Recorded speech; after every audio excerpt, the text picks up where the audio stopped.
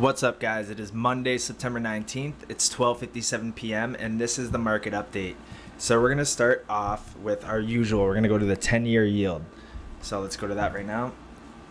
All right, so I'm on the hour chart, but I'm going to go to a bigger time frame. And we can see on the 12-hour, it looks like we put in a gap back here. Let me actually go down to the smaller time frame real quick. Yeah, so there is a little gap back down at like 3.45 right here. So usually we do come back to fill those. Like there was a gap here, we come back down, fill it, and then even though we do go up, we usually do have to come back down and fill it. Just like here, there was a gap, and then we came back up to fill it. So it's likely that we're going to see the bond yields go down to fill this gap around 3.45. It's just the question is it going to break lower, or is it going to fill it and go back up and really try to break out here? We're at that final line. You can see it. We actually made a higher high today than back in June 13th. So we went up to 3.52% for the bond yields. And then plus the dollar was rising. So that's why we saw cryptos come back down to touch that pink Fibonacci moving average. So we see the bond yields starting to come down here. We see the dollar coming down a little bit. And that's why we had that strong bounce off that pink fib. It's such a key level. So that's why we're watching this heavy to a T, because if we do just run up quickly with this bond yield thing, we have much bigger problems in the system that a lot of people would be caught by surprise. So we're tracking this down. We want to make sure that this is not going to break out and just go on an absolute tear up here, because if we do, you can see like the target would be nuts. So we have that pull, kind of like a broadening wedge type of pattern, or like a flag, you could say. And then we drag that pull from the point of breakout where it would be. We're talking around like 7%. 7% for the bond yields. Last time it was up at that level was in the 2000s. January 2000. That's where we would be heading up. So that's 22 years later, we're back up to that level. And it's entirely possible, we can't rule this out of the equation here. So that's why we're watching it. We're keeping it on our radar. You can see that's where it would bring us to. Be at a level that was a floor back in like the 80s and then turned into a resistance level in the late 90s, and we haven't came up to that level at all. It's entirely possible we could go up to there because we saw a breakout. So we had this like trend line there. We had a trend line here. And what happened was we were just for over 20 years now ping-ponging back and forth between, and then most recently we got above the trend line, the descending trend line, and the horizontal trend line here, and we've held it as support. And this is a 10-day time frame for about a month now, and now we're starting to rise, and we just broke above that prior top in June today, but we came back down. So we really need to be watching this close, because it could spell massive implications. We do have another resistance level up here, I believe, that we've been watching. It was right there, but we're above it right now. That's the thing. So all eyes on this. We could easily come back down, and this could be like one of these moments where it's a deviation and it's a fake out to the upside. But we're really just watching to know that we're gonna correct here. Is this trend line that's been forming since back in like late July. Pull it up here so you can see this trend line to a T.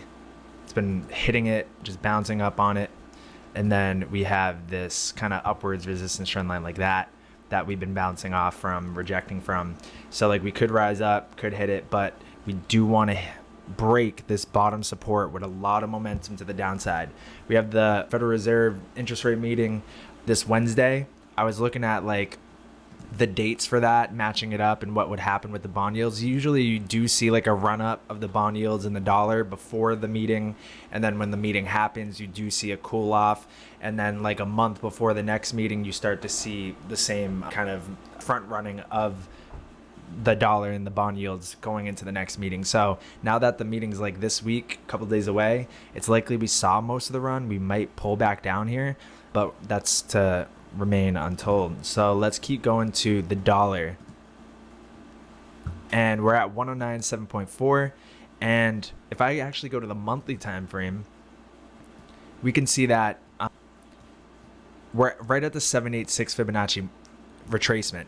So we had this top in late 2001, and then we had this bottom in early of 2008, And now we're right back up to that last retracement level now in September of 2022. So first off, I want to just see what these time frames are looking like. So we have February 2002, that's a top, and then we had February 2008 bottom, so that is 6 years later, and then we have now top here around like September, let's just say. So that's a span of, we have I think 6 years, and then we have from 2008 2022, it's around like 14 years. What does this lie at? So this is 6 years before a breakout in like February of 2014. So you can see these cycles playing out. We have 6 years, 6 years, and then 2020 was right here. That was another 6 year right there. But it seemed like, and then we were getting ready to start like our descent down right here. But then there's been like a hiccup in the mix. So maybe 2020 is really the 2022. And now that we hit the 786 retracement, it's time for this really to be the top. And then we go down hard with the dollar. It's the only way to get out of this mess that we're in as far as the economy, and for the international, like for the world economies too. Because when the dollar's strong, other currencies are weak, and that's not good for the rest of the world, but it is good for, you know, America in a sense. But we do have rising prices of things. This is just a graph of the dollar compared to other currencies. It doesn't represent the real dollar value. True value is it's depreciating. You can see everything else is going up around us. So now that we're at this last 786 retracement here, we haven't been able to break through it. You can see the wick right there. We see if we go to lower time frames like the 2-week chart, we're coming down in the stock RSI, we're getting closer to crossing in the TSI, and we're putting in hidden bearish divergence in the RSI, and we're up at these overbought levels that every time we do top, like right here, top, and then right here, close to a top, but nailed the top, and then now we're doing the same thing here. So there's a lot of signs pointing to us that we're almost done with this dollar run. Then you have this hidden bearish divergence. You have the 1, 2, 3, and it's decreasing in buying pressure, but we're still making highs here. You have this 1, 2, 3. So we should have to come back down and correct at least to like 102, 101. And if we did that, we would still be in an uptrend in the dollar, because that would just be a retest of these highs back here. So it's not like it would be out of the ordinary for this to happen, and it's not like we're gonna just do that. It would maybe be like something like this to like up here, maybe back down like that. It's gonna take a lot of time for maybe this to work out, but this would cause a massive run in crypto to go down, up from 110 down to 100. So that is something that we want to happen, because even right here, 102 to 90, that's a 10% drop. That's when Bitcoin went from 3K to 60K. So a 10% drop is nothing like to bat an eye on. So if we do have this drop and then we do come up, there's going to be a lot of opportunities to play this. So let me actually go to now a lower time frame, see where we're at. As far as the weekly chart right now, I would like to see us just get rejected from where we're at now. I want to see a wick coming on the top and a big red body coming down, like something like this. That's what we ideally want to see. If we go to a 3-day, we can see we're crossing down. The stock RSI, MACD's losing momentum. RSI is like doing hidden bearish divergence. You can see it even better. You see that top, lower top, lower top. But then we have a top, higher top, higher top. So we're really curling over, and we're doing like a rising wedge. You could say like something like that. This maybe been a fake out, but I just want to see us break down from here. And we can kind of on the safer side say like, all right, it's a channel like this. And we could say, hey, maybe if we do break up here, we could top at 112, 113. But if we come and roll down here and we break 107.5, preferably 106. If we can break 106, we're easily coming down to here, 102, somewhere around there. So that's what we're watching as far as that goes. And then I just want to check this trend line on a higher time frame like that. Yeah, so that's like the 5-day chart. So that's mapping up good. Then we see how this has been reacting. We can pull this a little closer, and that looks more in the realms. This was just like kind of like a wick that went above, but you can see ever since September 2021, then a year later, we've been tapping this as resistance, resistance, then this one to support, resistance, support, resistance, support, resistance, and now you can see that every time we touch the resistance, we come down and touch the support. We haven't touched the support yet, so it's likely we do come down to retest 107.5, somewhere around there, and at that point, I want to see it break. I really want to do. All right, so 12-day chart or 10-day. We're getting so close to crossing here. So we want to see this thing roll over here. If we can just get across like that, then we know it's on. Because when we cross up right here, that was March of 2021, and that's when we found our top for the cryptos. And then we haven't found our bottom yet, or I believe we've found our bottom yet. But this would give us even bigger confirmation. We already have tons of other confirmation, but this crossing down would give us way more clear signs that, all right, dollar's topped. We have all these other things showing us it's the bottom, and then cryptos are probably bouncing hard from that point. So we'd have a ton of confidence at that point. Then we have the stock market right here, and I'm gonna go to a daily chart. We broke that trend line. That's a fact. But we do have a nice wick today. Good wick right there. Multiple wicks the last trading session, and then today so far we have 4 hours for this candle. Usually you can see here that when we do find our bottom, we do have like right here, wick, bottom, go up. So maybe this could be the bottom right here. If I do the 786 retracement, it's likely that we probably fell to it. So we're below here, but maybe I got to pull it from the bottom here. Yeah, so all right, we went to the 702. We wicked down below, but we're holding the body so far above it. So if we do pull down 11,600, that's the level I want to see hold. And yeah, definitely, because you can see the wick, and then bodies, and then so that's where I want to see it. And then if I go out to, I believe it was the Dow Jones 2-month chart or a month chart, and see we're really at a critical level. Let's pull it up here. So this is all the way back from the 2009 crash, 2008, 2009. We can see when we broke above here to change the trend, we touched this trend line as support for the past 10 years now. 10 years. Support. Besides the COVID crash. So the COVID crash, we actually broke through it. So here we came down to touch it, we broke through it, came out, got rejected at first, and then we held it as support. So what I'm thinking right now is that we touched it, support right here.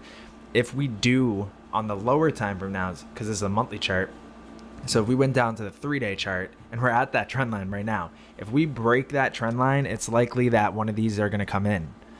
Like one of these quick drops like that. If we break this trend line, it's totally possible that if we break that trend line and close like a couple body candles below it, that we have a sharp pull down like that. And maybe it's something announced at the Federal Reserve meeting, but this is definitely on my radar because this trend line stretches back all the way to 2008, 2009. And you can see that when we broke that trend line back here for the COVID crash, that's when we went on our capitulation moment. We came back up to it, rejected, got above it, support, and then we're right on it right now. So very crucial that we hold this as far as the stock market goes, and same as crypto too, because when this crashed through here, so cryptos weren't left unspared. So that's what I want to see out of this. I'm going to set an alert because that is very important.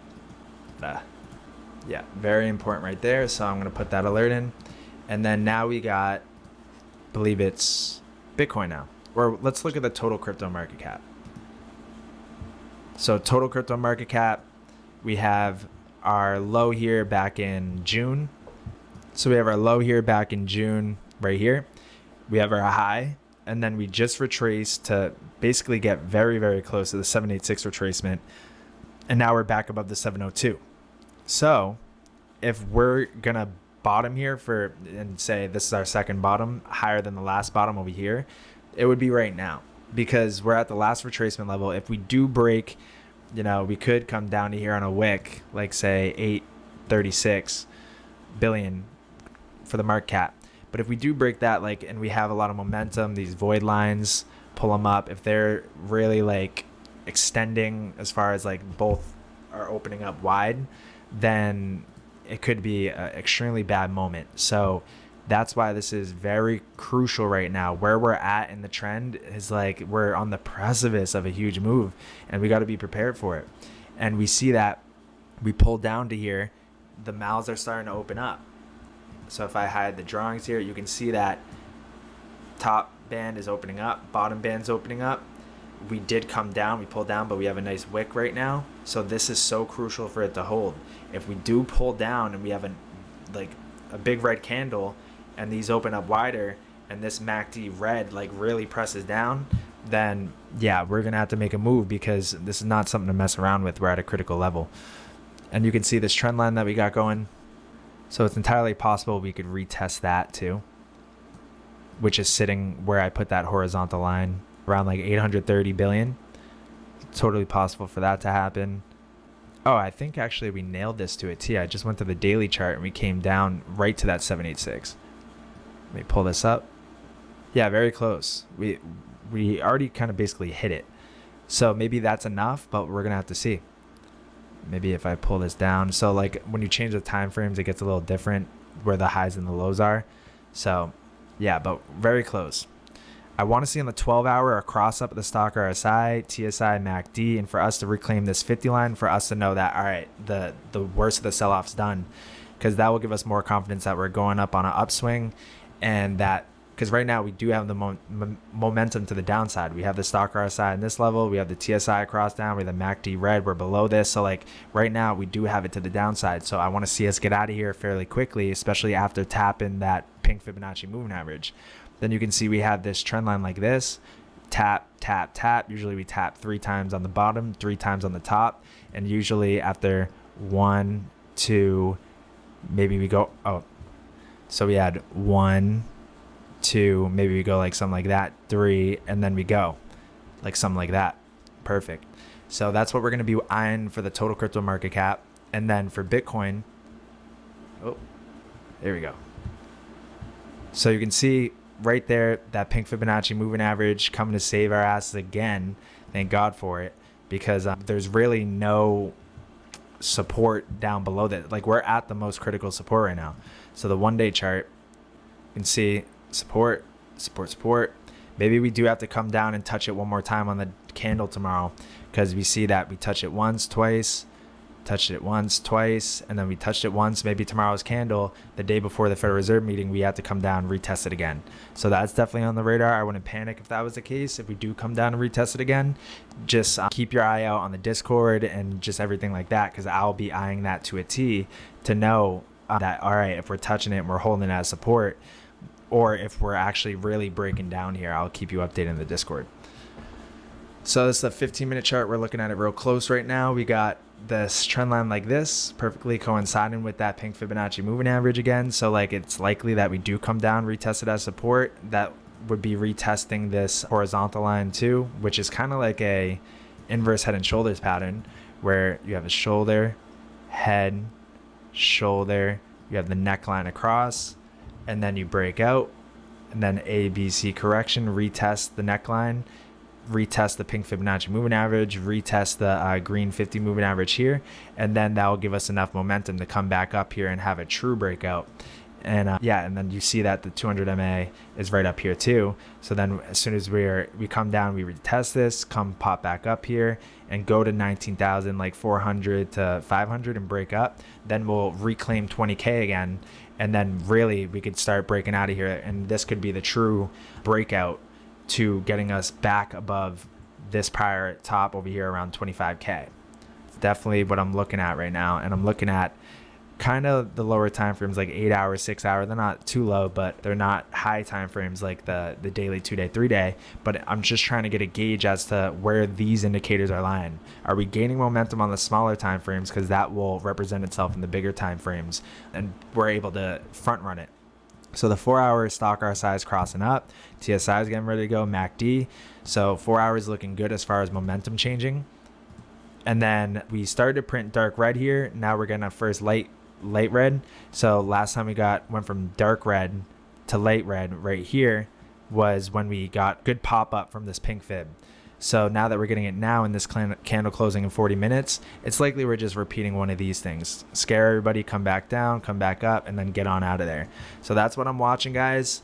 Let's look at Ethereum. Actually, no, we're good, because at the end of the day, Bitcoin's going to run the market, and then the dollar and the 10-year bonds, and then the stock market as well too, and the total crypto market cap. If those ones are kind of breaking as far as what we're looking at, then the rest are probably breaking as well too. So we're going to narrow our focus, especially where we're at a critical level. So we're going to narrow that focus so we can get a better, clearer sense of mind that, all right, are we breaking down or are we bottoming here? And then we can then do our course of action for all the alternative coins and things like that. So I'll be doing a newsletter, and I'll see you in that video.